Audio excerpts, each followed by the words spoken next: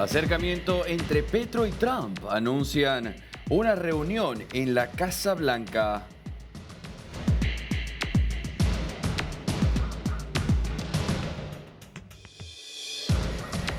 Crisis en Venezuela. La supervisión de los Estados Unidos podría durar años. Así lo confirmó el presidente Donald Trump.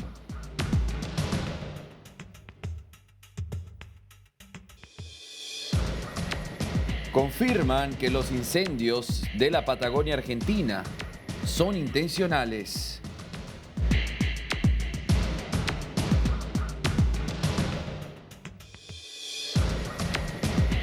Lula vetó la reducción de pena a Bolsonaro por el fallido golpe de Estado.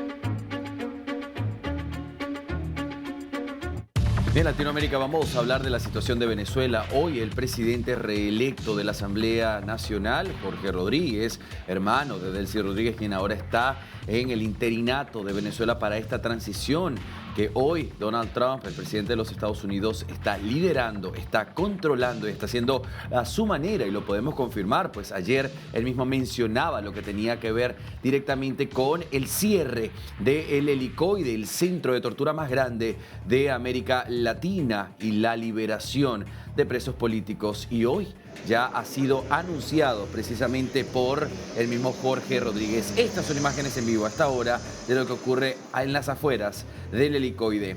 Por supuesto, quiero que escuchemos juntos el momento en el que Jorge Rodríguez, en conferencia, en presentación, pues habla de la excarcelación de un número importante de presos, sin especificar cuántos. Esto dijo. A las instituciones del Estado ha decidido la puesta en libertad de un número importante de personas venezolanas y extranjeras, y estos procesos de excarcelación están ocurriendo desde este mismo momento. Considérese este gesto del gobierno bolivariano de amplia intención de búsqueda de la paz como el aporte que todas y todos debemos hacer para lograr que nuestra república continúe su vida pacífica y en búsqueda de la prosperidad. No sé si hay alguna pregunta que quiera hacer. Bien, esto era lo que decía Jorge Rodríguez. Por supuesto, nos quedan las interrogantes, ¿no? De quiénes serán directamente los liberados, los presos excarcelados. Está la interrogante latente, por supuesto, de Nahuel Agustín Gallo, el gendarme argentino, quien hoy, justamente hoy, 8 de enero, ya estaría cumpliendo 13 meses de su secuestro. Recuerda que a Nahuel Agustín Gallo, cuando intentaba cruzar la frontera de Colombia con Venezuela, lo interrogan, se lo llevan, lo acusan de espionaje sin pruebas, posteriormente lo acusan de tener un plan para asesinar a Delcy Rodríguez sin prueba, se lo llevan a la cárcel sin acceso a defensa. Por supuesto, no hay una comunicación oficial de dónde se encuentra. Es María Alexandra Gómez, su esposa, quien conversó con nosotros en varias oportunidades y dijo, de acuerdo a las imágenes que salieron a la luz, que este se encontraba en la cárcel del Rodeo en el estado Miranda.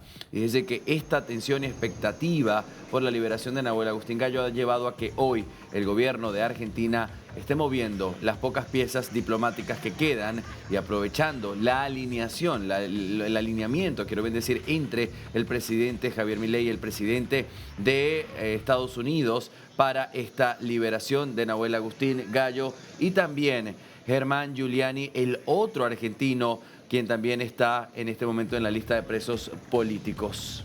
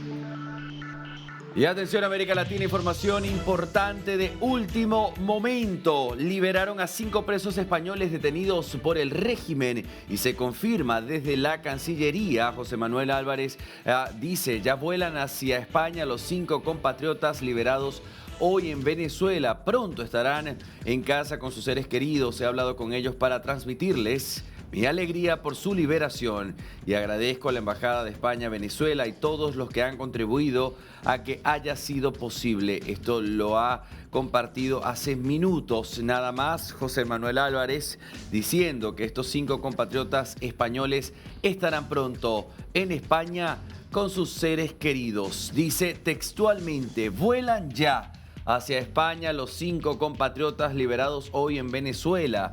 Pronto estarán en casa con sus seres queridos. He hablado con ellos para transmitirles mi alegría por su liberación. Agradezco a la Embajada Española de Venezuela y todos los que han contribuido a que esto haya sido posible. Vamos a estar muy atentos a si se televisa o si llegan las primeras imágenes de los 5 compatriotas españoles liberados a esta hora. Mientras tanto, estas son las imágenes de lo que se vive en las afueras, alrededor del helicoide, el mayor centro de tortura de Latinoamérica, así confirmado por diferentes informes independientes. A esta hora, reitero, el canciller español confirma que los liberados, que los excarcelados van rumbo a España. Imagine la emoción de estos 5 excarcelados, estos 5 políticos. Vamos, por supuesto, a hacer un conteo, ¿no?, de quiénes son esos presos políticos liberados en Venezuela a esta hora. Tenemos también que hablar de Jorge Rodríguez, que propone unificar las leyes venezolanas en 8 grandes códigos legales. Ya vamos a ahondar de esto. Y quiero quedarme con la lista de los presos políticos liberados. En horas de la tarde de este jueves 8 de enero, se confirmaron solamente 5 presos políticos liberados, entre ellos 2 que tienen doble nacionalidad, como Rocío San Miguel, de 60 años de edad, abogada, activista de derechos humanos. También fueron excarcelados varios ciudadanos españoles: Andrés Martínez Adasme, José María Basoa, Miguel Moreno da Pena y Ernesto Gorbe Gardona, quienes se encontraban en la cárcel de El Rodeo, no solamente del helicoide. El Ministerio de Asuntos Exteriores de España ha confirmado la información. Dijo, el gobierno de España saluda la liberación hoy en Caracas de 5 españoles que se preparan para viajar rumbo a España, asistidos por nuestra embajada.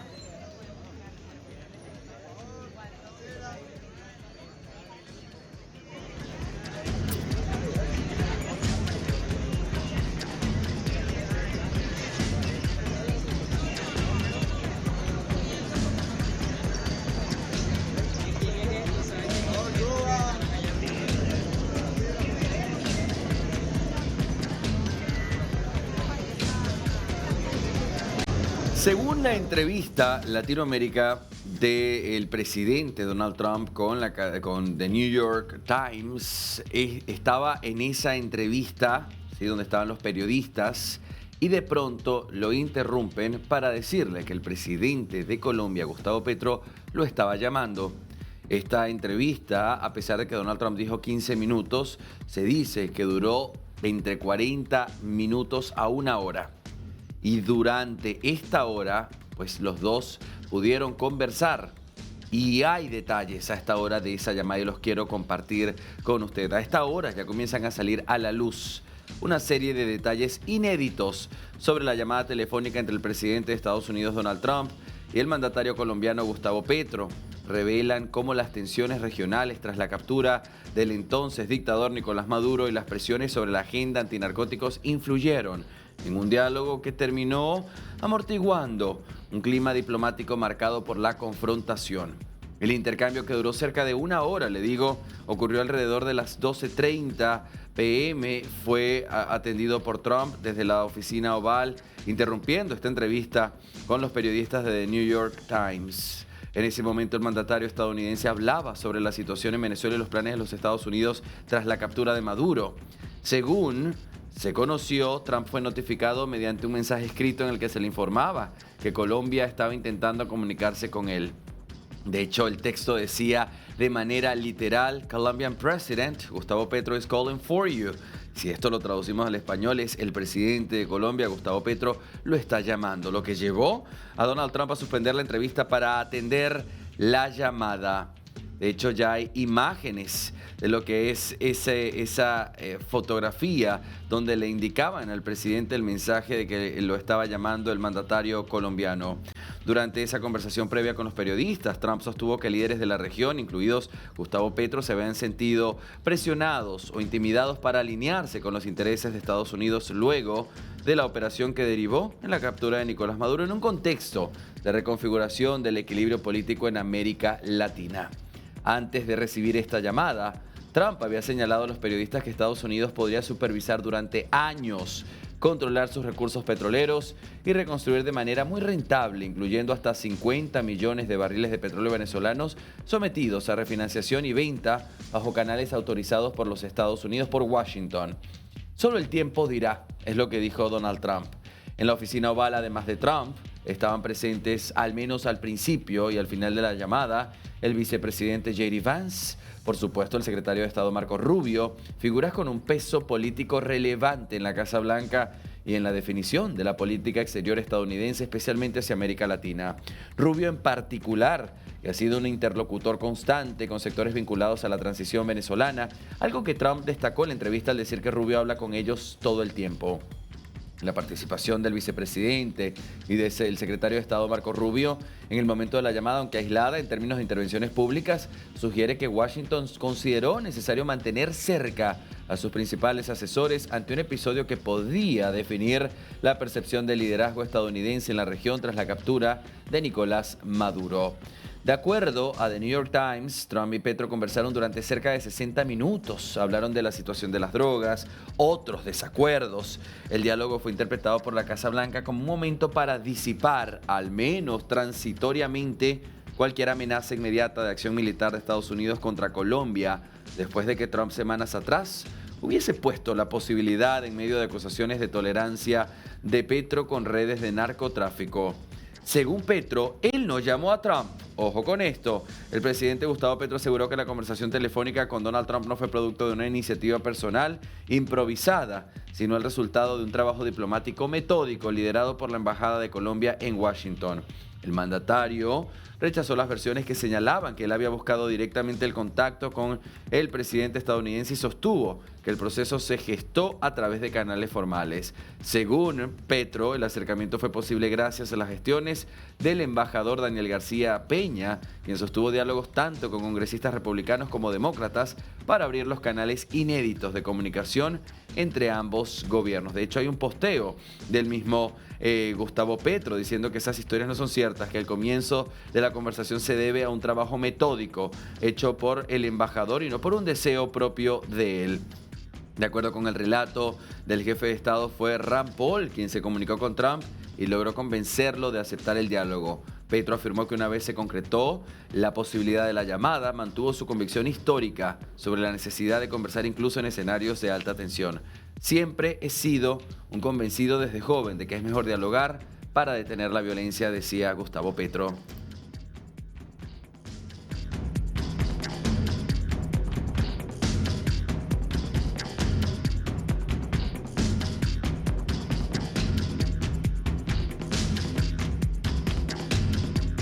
Avanzamos con más noticia, por supuesto, otro tema importante en medio de esta situación con Colombia, ¿no?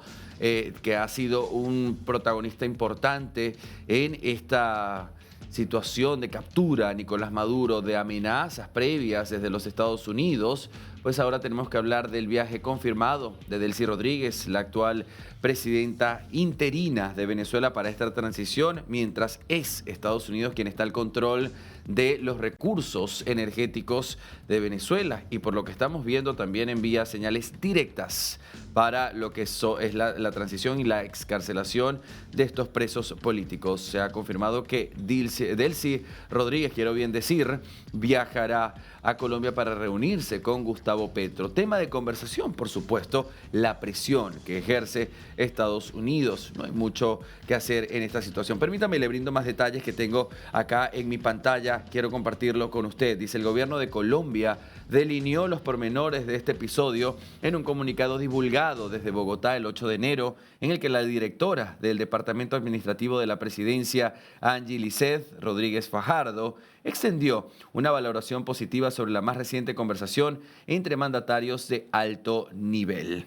Y hay, de hecho, el comunicado, ¿sí?, del gobierno de Colombia. La llamada, según fuente oficial, se realiza gracias, por supuesto, a las gestiones. Ahí vemos el comunicado. Por otra parte, dice, con el fin de contribuir a una salida de la crisis política de Venezuela, el mandatario colombiano se reunirá con la presidenta de la República Bolivariana de Venezuela, Delcy Rodríguez, en el marco de una visita oficial en la Casa de Nariño, con el propósito de avanzar en la construcción de la paz y la reconciliación del vecino país. Este es el comunicado desde el gobierno de Colombia.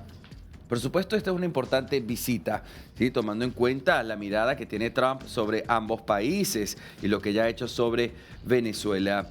La relación entre Gustavo Petro y Delcy Rodríguez, según el mismo ministro Benedetti, Armando Benedetti, cuyo nombre puedo leer ahí en el comunicado, dice: la sorpresiva captura, sorpresiva no lo creo, realmente era algo que se venía anunciando, es una guerra anunciada, de Nicolás Maduro en Venezuela el 3 de enero de 2026, provocó una serie de repercusiones inmediatas en toda Sudamérica. Esto sin duda reconfigurando el mapa diplomático regional. En medio de este escenario, la figura de Delcy Rodríguez como la presidenta interina se ha consolidado como el punto clave para el gobierno colombiano y otros actores internacionales. Según Armando Benedetti, ministro del Interior de Colombia, este canal ha permitido a Petro asumir un rol protagónico más del que se esperaba que tomara, ¿no?, en su momento el del gigante sudamericano Lula da Silva, quien se ha mantenido al ras, a la línea de toda esta situación. La influencia de Delcy Rodríguez en la estructura del Estado venezolano ha sido subrayada por Benedetti como algo bueno. Dijo: yo la conocí cuando estuve en Venezuela y ella era la que hacía mover a Venezuela, era la persona que operativizaba Venezuela y la conoce como nadie, y era la única persona capaz de ser motor real. La designación de Rodríguez como presidenta interina no solo modifica la dinámica del poder en Caracas, sino que también transforma el rol de Colombia en la región. El contacto entre Petro y Rodríguez, según fuentes oficiales, permite establecer una interlocución directa durante la crisis, lo que ha sido determinante para canalizar propuestas y negociar las salidas institucionales que hoy Estados Unidos está pidiendo.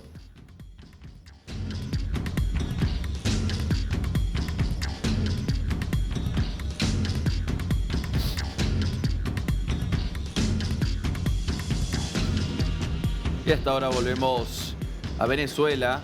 El helicoide sigue con movimiento a esta hora con el anuncio de Jorge Rodríguez de la liberación, de la excarcelación, quiero correctamente decir, de estos presos políticos. Ya comenzaron a salir muchos nombres, ¿sí?, de estas personas liberadas: Juan Pablo Guanipa, Freddy Superlano, Jesús Armas, Dignora Hernández, Henry Alviares, Rafael Tudares, este es el yerno de Edmundo González Urrutia, Ronald Carreño, periodista, Enrique Márquez, Rocío San Miguel, la española, también Rocío San Miguel, de doble nacionalidad, Javier Tarazona, Nacari Ramos, Biaglio Piglieri, María Oropesa y Nickmer Evans.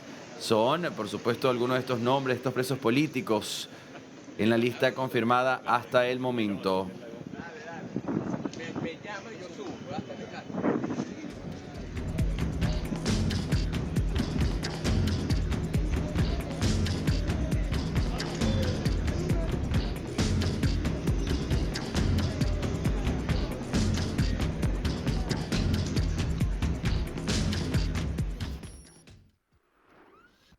Nos vamos en este momento hasta Ecuador. César García Vélez nos llama, también nos tiene noticias importantes del Ecuador. César, ¿qué pasa hasta ahora?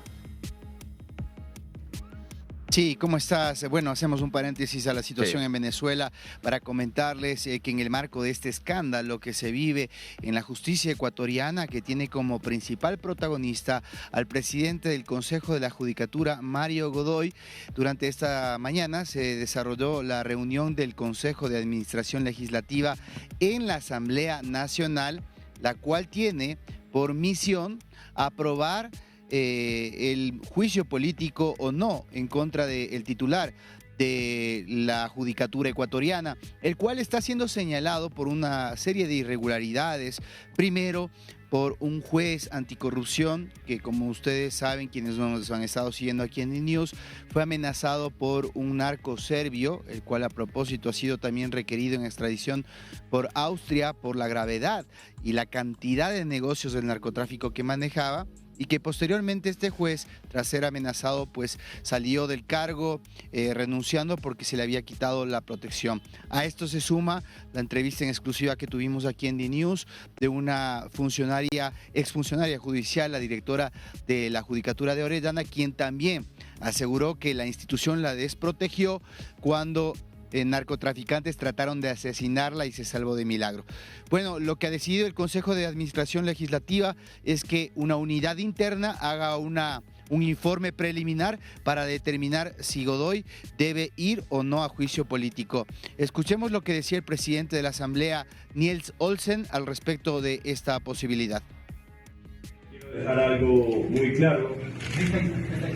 Las instituciones del Estado están para proteger la confianza pública.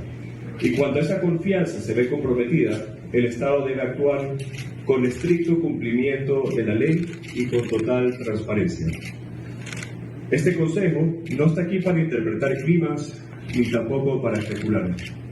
Está para activar los procedimientos que la ley prevé, con responsabilidad y sin interferencias. La Judicatura no es un espacio menor, es una pieza central del Estado de Derecho y de la lucha contra el crimen organizado. Quien encabeza debe ofrecer garantías plenas de integridad y legitimidad, no solo legales, sino éticas. Esta Asamblea Nacional no adelanta sentencias, hace lo que le corresponde cuando corresponde. Bien, estábamos escuchando al señor Olsen, presidente de la Asamblea Nacional. César, vamos a poner esto en palabras más sencillas. Sí, bueno, básicamente está señalando que una persona con las cartas credenciales éticas tiene que estar al frente de la Judicatura. Es precisamente eso lo que están muchos de los denunciantes pues denunciando al presidente de la Judicatura, quien además pues ha estado con su esposa, quien había sido abogada de este narco serbio, y aparte pues se han ido identificando una serie de irregularidades que tendrán que demostrarse. Ojalá que en la Asamblea esto pueda diluirse para que rápidamente, para que avance si es que es pertinente este juicio político, y ahí se pueda determinar si hay algún vínculo político de esta persona con estos narcotraficantes. Y también la Fiscalía está investigando por su lado desde la parte ya penal por delincuencia organizada, si es que Godoy tiene o no algo que deber a la justicia ecuatoriana. Bien, César, te agradezco, compañero. Vamos a seguir la noticia entonces muy de cerca. Voy a seguir recorriendo la información. Nos vemos entonces en nuestra emisión central.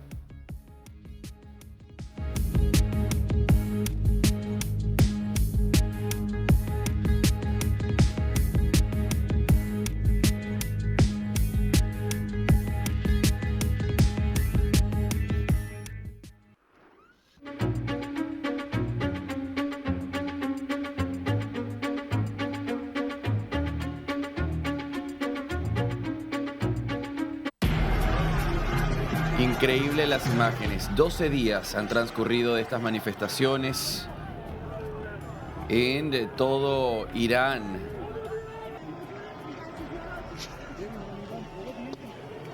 Hoy la noticia tiene que ver con el corte de internet. Ya no hay acceso a internet en Irán. Los manifestantes están cansados, algo que comenzó directamente con la queja de los comerciantes con la caída del rial. No vale nada el rial. Y esto, por supuesto, se llevó a otros niveles donde la queja, el grito en común era muerte al dictador. Y estas mismas manifestaciones ya llevan 12 días. Y lamentablemente hay que hablar de personas detenidas, unas 2.000, y un número no confirmado todavía de víctimas fatales, pero son más de 40 lamentablemente.